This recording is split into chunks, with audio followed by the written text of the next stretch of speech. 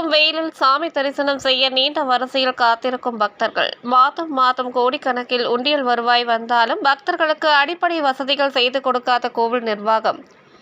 மாட வீதி சுற்றிலும் பசுமை பந்தல் அமைக்க வேண்டும் என பக்தர்கள் கோரிக்கை.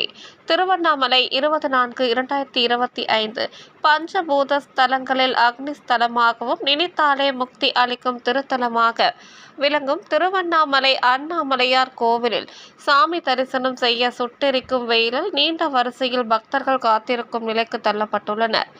திருவண்ணாமலை அண்ணாமலையார் கோவிலுக்கு வெள்ளி, சனி மற்றும் ஞாயிற்றுக்கிழமைகளில் தமிழகத்தின் பல்வேறு மாவட்டங்களில் இருந்தும் ஆந்திரா, தெலுங்கானா, கர்நாடகா உள்ளிட்ட பல்வேறு வெளி மாநிலங்களில் இருந்தும் லட்சம் கணக்கான பக்தர்கள் திருவண்ணாமலைக்கு வருகை புரிந்து அண்ணாமலையார் கோவிலில் சாமி தரிசனம் செய்து வருகின்றனர்.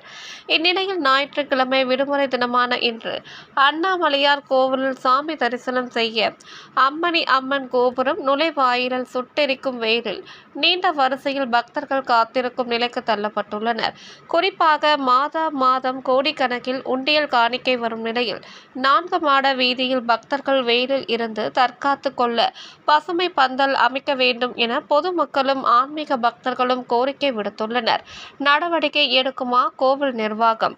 தீபமலையார் செய்திகளுக்காக தலைமை ஆசிரியர் வி. மூர்த்தியுடன் செய்தி வாசிப்பாளர் வித்யா.